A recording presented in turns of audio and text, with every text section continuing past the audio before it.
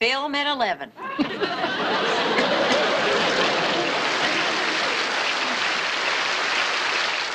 আসামি না হয়েও ১৬ দিন কারাভোগ, জামিনে মুক্ত ঢাকা টাইমস সম্পাদক আরিফুর রহমান দোলন। আসামি না হয়েও ১৬ দিন কারাভোগের পর জামিনে মুক্ত হয়েছেন ঢাকা টাইমস সম্পাদক ও ফরিদপুর ১ আসনের জনপ্রিয় নেতা আরিফুর রহমান দোলন। দ্বাদশ জাতীয় সংসদ নির্বাচনে স্বতন্ত্র প্রার্থী হিসেবে ৮৫,০০০ ভোট পাওয়ায় দোলন রাজনৈতিক প্রতিহিংসার শিকার হয়েছেন বলে মনে করছেন ফরিদপুর ১ আসনের মানুষ। তারা বলছেন, নির্বাচনে অংশ নেওয়া, নির্বাচনে কারচুপি প্রমাণসহ নির্বাচন কমিশনে লিখিত অভিযোগ দেওয়ায় রাজনৈতিক প্রতিপক্ষের চক্ষুশূল হয়েছেন দোলন, যার ফলে অর্থ পাচারে পুরনো একটি মামলায় আসামি না হয়েও তাকে কারাগারে যেতে হয়েছে। বৃহস্পতিবার কেরানীগঞ্জের ঢাকা কেন্দ্রীয় কারাগার থেকে মুক্তি পান আরিফুর রহমান দোলন। এর আগে বুধবার ঢাকা মহানগর দায়রা জজ আদালতের বিচারক মোহাম্মদ আশাম জগলুল হোসেন তার জামিন মঞ্জুর করেন। একই আদালত গত ৫ মার্চ খ্যাতিমান সাংবাদিক ও জনপ্রিয় রাজনীতিবিদ আরিফুর রহমান দোলনকে কারাগারে পাঠান। যে মামলায় তাকে কারাগারে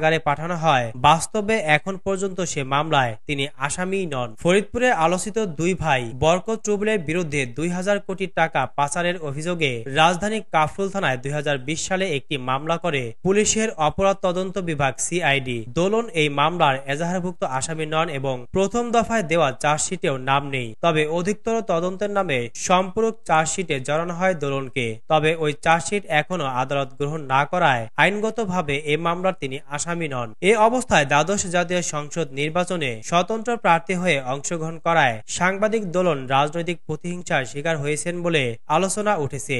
একই সঙ্গে আসামি না হয়েও তার কারাভোগ নিয়ে উঠেছে নানা প্রশ্ন। এদিকে রাজনৈতিক প্রতিহিংসা বশত অধিকতর তদন্তের সম্পূরক অভিযোগপত্রের নাম যুক্ত হতে পারে দু একটি মিডিয়ায় আসা এমন খবরের ভিত্তিতে রাজনৈতিক প্রতিহিংসার শিকার হওয়ার আশঙ্কা থেকে আরিফুর রহমান দোলন ৮ মাস আগে হাইকোর্ট থেকে ৬ সপ্তাহের আগাম জামিন নেন। পরবর্তীতে নিম্ন আদালতে আত্মসমর্পণও করেন। তিনি প্রতি ধার্য তারিখে নিম্ন আদালতে হাজিরও হচ্ছিলেন। গত ৫ মার্চ আরিফুর রহমান দোলন যথারীতি আগের মতোই আদালতে হাজিরা দেন এবং বিচারক তাকে কারাগারে পাঠানোর আদেশ দেন। অথচ এই মামলায় সম্পূরক চার্জশিটে থাকা ৩৬ জনের মধ্যে দোলন ছাড়া কাউকেই কারাগারে পাঠানো হয়নি।